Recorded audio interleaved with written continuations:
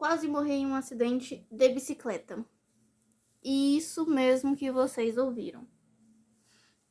Uma bicicleta quase tirou a minha vida quando eu tinha apenas 10 anos de idade.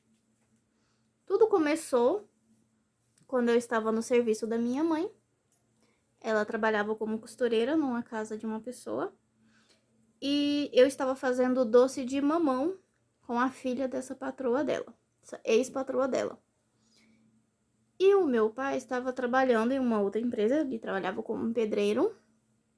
E eu deveria trazer a chave, minha mãe pediu para eu trazer a chave para ele, porque ele ia sair mais cedo, porque era uma sexta-feira, se não me engano. Ele ia sair mais cedo do serviço. E como eu estava na casa dela, não teria ninguém aqui em casa. Então eu deveria trazer a chave para ele, da casa. Então, eu com pressa, né, e criança, sem um pingo de juízo, falei, vou pegar a bicicleta dessa minha amiga e vou. Minha mãe conta que ela disse pra mim não pegar. Porém, eu não me lembro dessa parte. Talvez ela falou e eu não escutei, né? Provavelmente.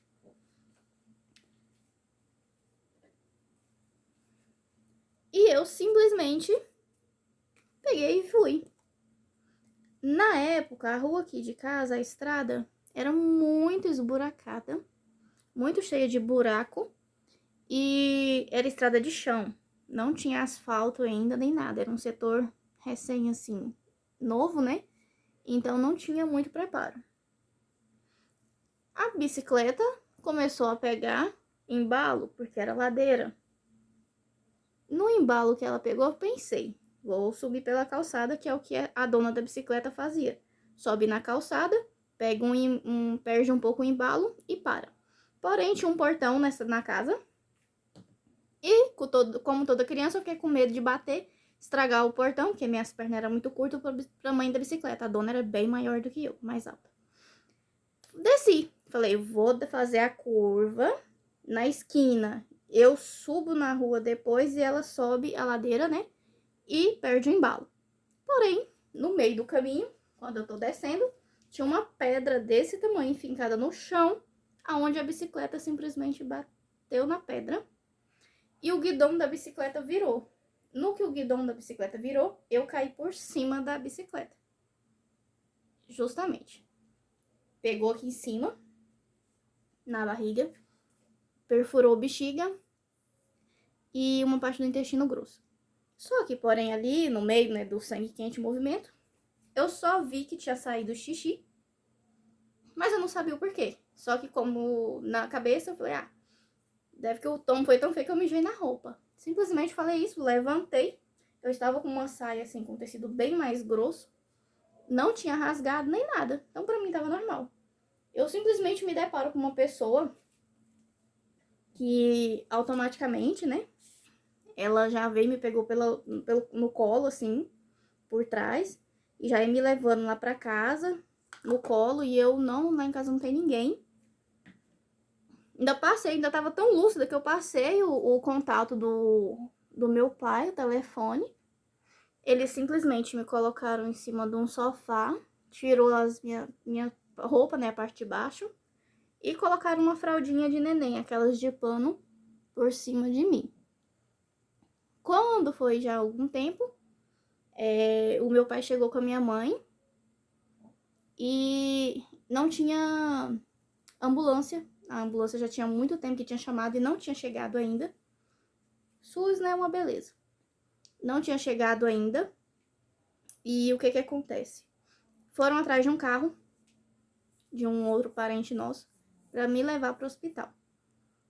Chegando lá, na hora que o carro chegou e minha mãe foi me pegar para colocar dentro do carro, eles me colocaram assim, né, em cima do sofá. E ela, na hora que ela me viu, ela disse que achou que eu tinha quebrado os braços, né, quebrado um braço, uma coisa do tipo, que é um tombo de bicicleta. Na hora que ela simplesmente puxou a fralda e tirou aquele pano de cima de mim, ela viu o tamanho do buraco que tinha ficado. O tamanho do buraco. Não saiu sangue nem nada, porque a hemorragia foi interna. Não saiu sangue pra fora, né? Ela começou a chorar.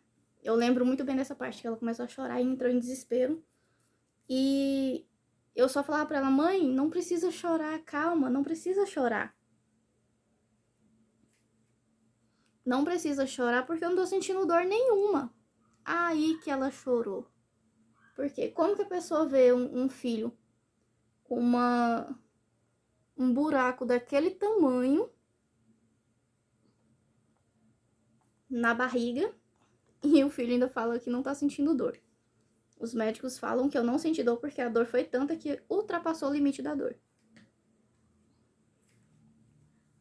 Chegando no hospital, minha mãe, antes, né, dentro do carro, minha mãe me segurando pra mim não dormir. E eu estava com muito sono. Eu lembro que eu queria dormir, queria muito dormir, e minha mãe o tempo todo conversando comigo pra mim não dormir. Chegando lá no hospital, os médicos queriam que eu tentasse fazer xixi pra tentar saber o que tinha acontecido comigo, né, que tinha acontecido, se teria fraturado a bexiga. Porém, eu não conseguia, não tinha como eu fazer. Não tinha, né? Não tinha como. Mas mesmo assim, eles insistiam pra mim tentar. Faziam muitos exames, raio-x e um monte de exames. E nenhum dava certo. Prova de toque, aquilo doía. Eu não sentia dor durante nada do processo. Mas na hora que vinha o médico e pegava o dedo e colocava dentro do buraco, ele colocava o dedo todinho lá dentro. Aquilo, nossa. E a anestesia local, aquilo doía. É a única parte que eu sentia dor. Só teve duas partes que eu senti dor. Essa e uma outra. E não tinha nenhum médico, né, capacitado, assim, que tinha experiência com o tipo do meu acidente para me operar. Então, veio um médico de São Paulo. Era umas 3 horas da tarde, a hora do ocorrido.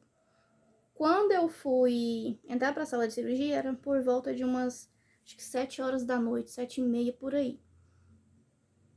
Quando o médico tinha chegado de São Paulo, né? Quando eu fui sair da sala de cirurgia, já era praticamente 5 horas da manhã. Então, foi uma cirurgia muito extensa, muito longa, né? E eu ainda saí meio cambaleando. Eu lembro, assim, de poucas coisas. Da minha mãe me chamando e querendo me acordar. E eu não tava com muito sono, eu não queria acordar. E aí, fui pra sala, esperei o fim da anestesia e tal. Usei 3 dreno, né? 3 sonda e um dreno pra poder tirar. E vinha uns talhão, assim, de sangue coalhado nesse negócio, entupia direto trocava, direto saía o soro da veia, foi uma tortura. Porém, poucos dias depois a minha bexiga descolou, essa bexiga que eles fizeram, que é uma neobexiga, ela descolou e novamente eu tive que voltar para a sala de cirurgia porque tava vazando, a urina, né, tava saindo pelo dreno, se não me engano. Voltei para a sala de cirurgia e fiz novamente. E nessa segunda cirurgia foi aonde a minha recuperação, o pós, foi muito dolorida. Eu sentia muita dor mesmo. Tanto é que minha madrinha ficou comigo, foi bem dolorido pra ela, porque eu lembro que eu dei muito trabalho. O trabalho que eu não dei durante todo o meu acidente, eu dei esse dia pra ela, coitada. Mas enfim. E é isso, pessoal. Hoje eu tenho uma neobexiga do tamanho de uma criança de 10 anos, porque na época eu tinha 10 anos de idade. Essa neobexiga, ela não aumentou, ela não cresce, então ela continua do mesmo jeito. E ela é como se fosse um reservatório, uma caixa d'água, aonde fica. E decorrente a isso, eu acabei me tornando Maria Mijona. Qualquer tanto de água que eu bebo, eu acabo indo ao banheiro mais vezes. E é isso, espero que tenham gostado dessa minha história. E se gostou, comenta que eu trago outras histórias pra vocês também.